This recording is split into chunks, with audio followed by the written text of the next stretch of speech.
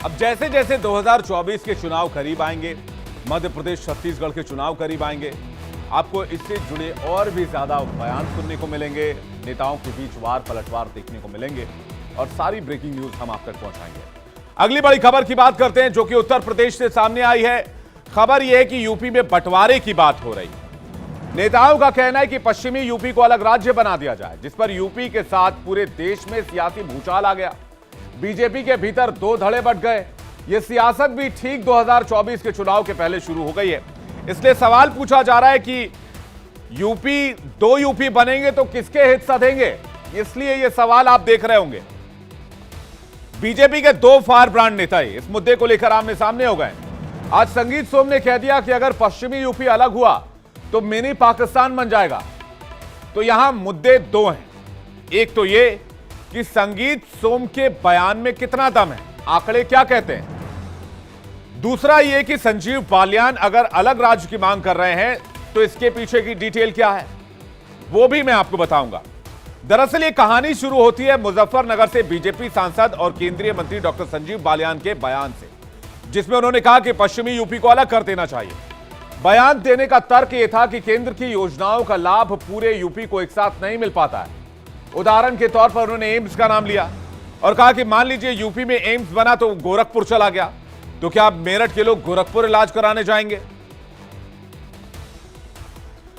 लेकिन संगीत बालियान के बयान पर संगीत सोम ने आज जो कहा है उस पर सियासत बहुत ज्यादा तेज हो गई है। इसमें खुद बीजेपी के दो नेता आमने सामने हो गए। संगीत सोम ने कहा कि अगर पश्चिमी यूपी अलग हुआ तो वो राज्य नहीं बल्कि मिनी पाकिस्तान बन जाएगा। संगीत सोम ने मिनी पाकिस्तान का उदाहरण एक विशेष वर्ग की बढ़ती जनसंख्या को आधार मानकर दिया है। पहले आपको दोनों के बयान सुनवाते हैं, उसके बाद इस मुद्दे की गहराई से पड़ताल। हम जब बैठते हैं गांव में घूमते हैं तो ये चर्चा चलती रहती है कि अगर प्रदेश छोटा होता तो ज़्यादा बेहतर व्यवस्था इस तरह से होती। अब जाना पड़ेगा, हाई कोर्ट तो बहुत दूर पड़ता है। केंद्र सरकार की बहुत सी योजनाएं ऐसी हैं। उत्तराखंड को एक एम्स मिला तो ऋषिकेश हो गया, हमें एक एम्स मिला तो गोरखपुर हो गया, जो यहाँ से 650 किलोमीटर दूर है। छोटे प्रदेशों को ज़्यादा सुविधाएं मिलती है केंद्र सरकार की तरफ से। वही विचार मैंने वहाँ व्यक्त किए थे। जितने भी ज़िले हैं पश्चिम के, आप किसी भी ज़िले में चले जाइए, 70% से नीचे किसी कस्बे में भी आबादी अब नहीं रही है। यहाँ हिंदू माइनॉरिटी में आता जा रहा है और हम इसे अलग स्टेट बनाने की बात करें। आप इसी से अंदाज़ा लगा लीजिए कि बालियान जी के बयान का समर्थन कौन करता है, इमरान मसूद।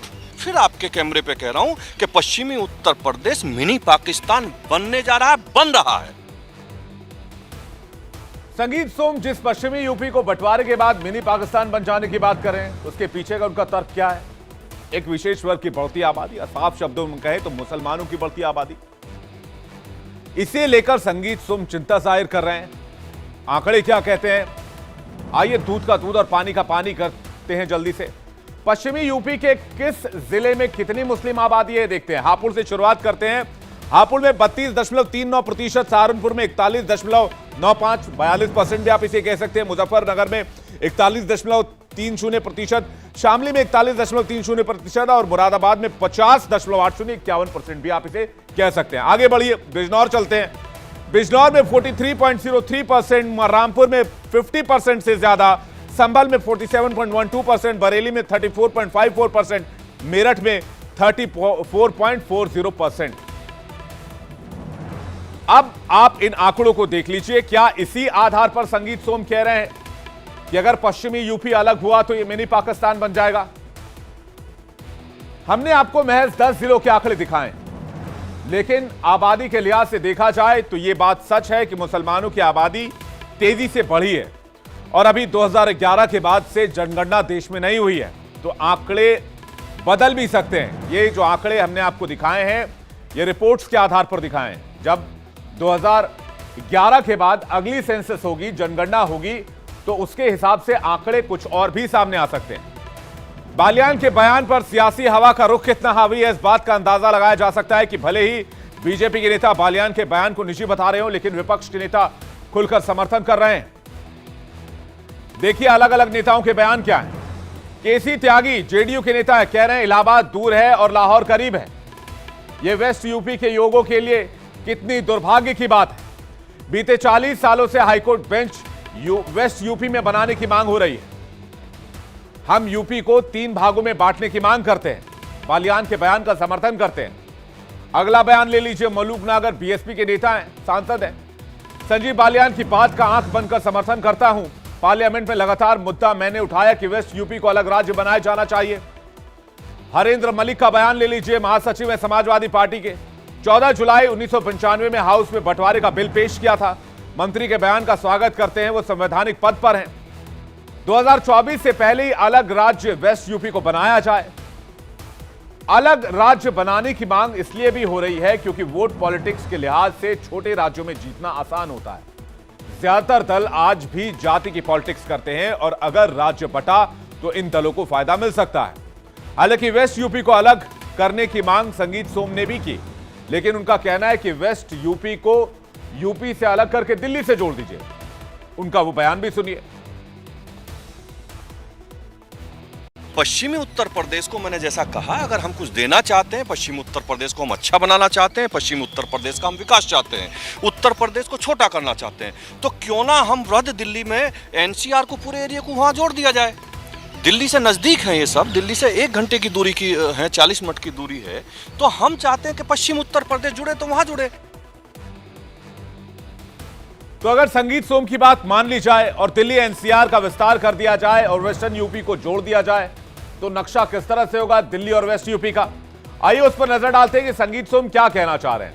यह है वेस्ट यूपी का इलाका, यह है दिल्ली और यह है इसके आसपास का एनसीआर का इलाका। यानी कि वेस्ट यूपी का यह हिस्सा दिल्ली एनसीआर से जुड़ जाएगा तो दिल्ली एनसीआर का हिस्सा वेस्ट यूपी भी हो जाएगा। जैसे कि अभी बाकी हैं, जैसे कि फरीदाबाद, नोएडा, गुड़गांव, गाजियाबाद, ये सब दिल्ली एनसीआर का हिस्सा माने जाते हैं। ठीक इसी तरह वेस्ट यूपी को भी इसमें जोड़ने की मांग है। बहरहाल एक सच यह भी है कि यूपी को कई हिस्सों में बांटने की मांग बहुत पहले से चलती आई है। यही नहीं, ये मांग जब से देश आजाद हुआ है तब से चल रही है। 1947 में ही राज्य के बंटवारे के लिए कृष्णधर आयोग का गठन किया गया था। फिर 1947 में एक दूसरे आयोग जेवीपी का गठन हुआ जिसमें नेहरू, पटेल जैसे बड़े नेता थे। 1953 में नेहरू ने यूपी के बंटवारे की वकालत की। 1955 में अंबेडकर ने यूपी को 3 राज्यों में बांटने की बात कही। 2007 में भी मायावती बंटवारे की बात दोहराती नजर आई, फॉर्मूला भी लेकर आई। 2009 में केंद्र सरकार को हरित प्रदेश के मुद्दे पर ज्ञापन दिए गए। 2011 में मायावती ने 4 राज्यों में से बांटने का प्रस्ताव पारित किया। 2013 में अजीत सिंह ने पश्चिमी यूपी की जोरदार मांग केंद्र सरकार से की और कहा कि इसे बांटा जाना चाहिए। और आज एक बार फिर से संजीव बालियान ने विभाजन की बात छेड़कर इसे सियासी हवा दे दी है। यूपी को बांटने की सियासी रसाकसी के बीच ओम प्रकाश राजभर ने भी पूर्वांचल को अलग राज्य बनाए जाने की अपनी डिमांड शुरू कर दी। अब ओम प्रकाश राजभर को भी सुनिए।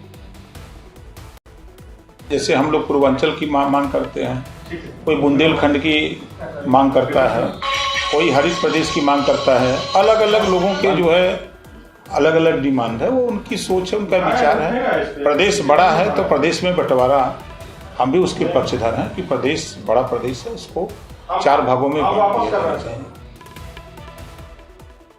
तो एक और पूर्वांचल, दूसरी ओर पश्चिमी यूपी के बंटवारे की बात। इसके अलावा समय समय पर मध्य यूपी, बुंदेलखंड को भी अलग राज्य बनाने की मांग होती आई। यूपी को कोई नेता 2 हिस्सों में, तो कुछ 3, कुछ 4 हिस्सों में बांटने की बात करते हैं। अगर यूपी बटा तो किस तरह से बटेगा, कितने डिस्ट्रिक्ट किस हिसाब से बांटे जाएंगे, क्या अभी तक का फॉर्मूला सामने आया है? पश्चिमी यूपी में 22 जिले आएंगे। सबसे पहले पश्चिमी यूपी की तस्वीर देख लीजिए। मध्य यूपी ले लीजिए, मध्य यूपी में 14 जिले आएंगे। इसके बाद पूर्वांचल ले लीजिए, जिसकी बात अभी ओम प्रकाश राजभर कर रहे थे, 32 जिले इसमें आएंगे। और उसके बाद बच गया आपका बुंदेलखंड, जिसमें 7 जिले आएंगे। कुछ इस तरह से ये जो है मामला आता है सामने। इसी की डिमांड मायावती भी कर रही थी, उन्होंने इसको लेकर प्रस्ताव भी पारित किया था। और इस तरह से 4 अलग अलग हिस्सों में, 4 राज्यों में इसे बांटने की मांग की गई थी उत्तर प्रदेश को।